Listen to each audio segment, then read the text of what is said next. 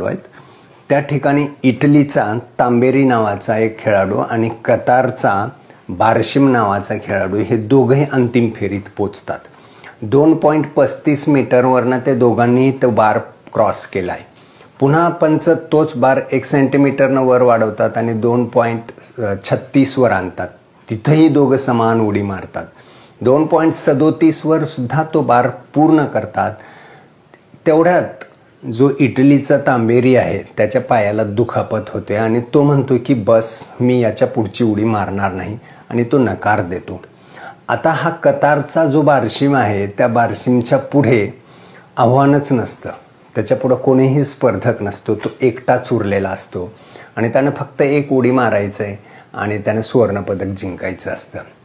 पण त्याच्या डोक्यात विचार येतो की अरे कोणी स्पर्धक नसताना पराक्रम गाजवणं, पदक मिळवणं याच कसला पराक्रम आलाय।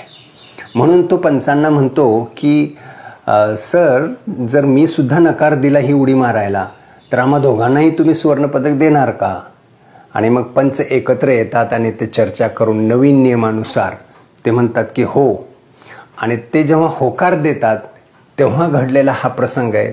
या ठिकाणी तो तांबेरी रौप्य पदकाची अपेक्षा करून बसला होता, त्याला सुवर्णपदक मिळणार आहे म्हटल्यावर त्यानं बारशिमच्या, कतारचा खेळाडू आहे बारशिमचा, त्याच्या काखेत उडी मारली, त्याला घट्ट मिठी मारली आणि तो आनंद व्यक्त करतोय।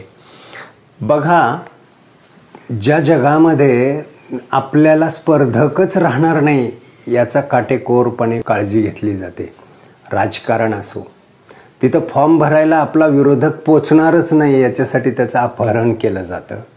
उद्योगपतींच्या बाबतीत सुद्धा आपल्या उद्योगाला कोणी स्पर्धक राहू नये म्हणून तिथं वेगवेगळे प्रकार केले जातात। एकमेव असं क्षेत्र आहे जे क्रीडा क्षेत्र आहे की जिथं जात, धर्म, वंश, भाषा, प्रांत, बॉर्डर्स याच्या पलीकडे जाऊन माणुसकीचं दर्शन घडवलं जातं, खेळाडू वृत्ती जागवली जाते। मी कमवलेल्या पराक्रमाचं मला स्वतःला अभिमान वाटला पाहिजे आणि हे सगळं फक्त खेळातूनच घडतं। खेळामध्ये करिअर करा किंवा नका करू, पण आपल्या मुलाला खेळायला पाठवा। कुठल्या तरी शाळेच्या एखाद्या संघामध्ये त्याला खेळू द्या, तो जिंकेल किंवा न जिंकेल पण त्याला हरू द्या। हार पचवायची ताकद निर्माण होईल, त्याबरोबरच जिंकण्याची जिद्दही निर्माण होईल। हा व्हिडिओ आवडला तर नक्की शेअर करा आणि मित्रांनाही पाठवा। जय हिंद, जय भारत।